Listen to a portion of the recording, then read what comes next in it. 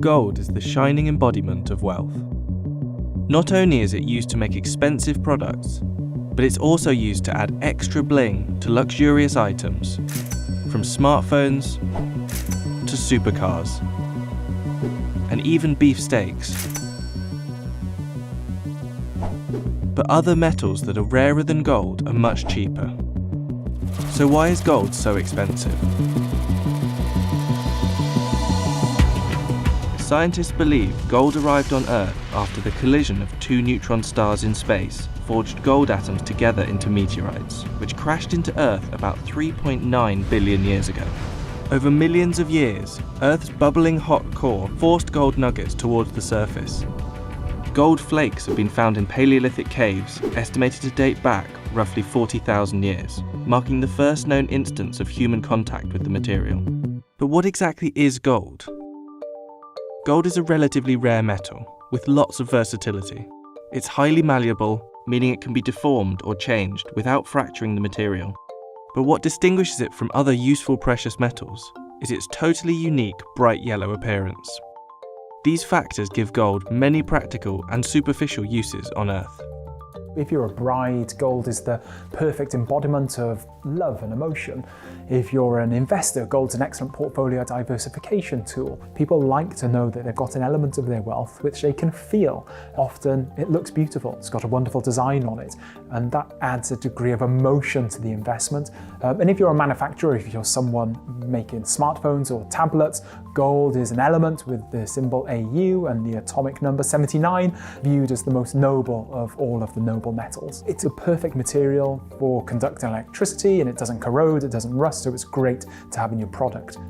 Over many centuries, civilizations across the globe became enamored with the beautiful metal, such as the ancient Egyptians. Not only did they use it as a currency, they also buried themselves in gold, believing it to be the flesh of the gods. In fact, King Tutankhamun was laid to rest in 3 gold-wrapped coffins, the innermost of which was made from sheets of pure beaten gold, which would now be worth over $1 million. In 1792, the US Congress passed the Coinage Act, which established a fixed price of gold to US dollars. Over the next century, gold mining captured people's imagination during the Great US Gold Rush. The first was in 1799, after 12-year-old Conrad Reed discovered a huge 17-pound gold nugget on his family's farm in North Carolina. 50 years later, in 1849, tens of thousands of prospectors, known as the 49ers, raced to San Francisco in search of riches, giving name to the San Francisco 49ers football franchise. These gold rushes heralded the start of modern-day gold mining. Despite humans mining gold for millennia, the complexity of this process hasn't changed. Mining is just as challenging and difficult as it's ever been before. What's changed probably is the kind of the labour intensity in some mines as people have increasingly used technology. But some of the challenges aren't necessarily associated purely with mine production. They could be associated with the environments within which they're operating. So licenses that people need to operate, whether it's a formal licence from a government or a social licence from a local community. I mean, those are still challenges that mining companies need to navigate and kind of work their way through, and that contributes to the complexity of mine production today, probably just as much as it did many, many years ago. Identifying gold mines is a daunting task.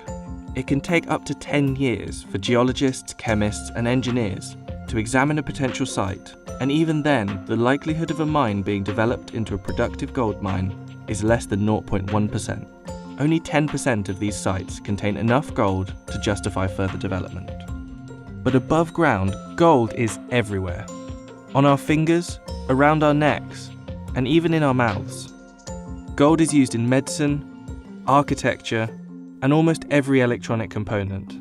We even launch gold back out into the universe from where it came, not only as a reliable component of spacecraft circuitry, but also in the lining of astronauts' visors to protect them from the sun's harmful heat and ultraviolet light.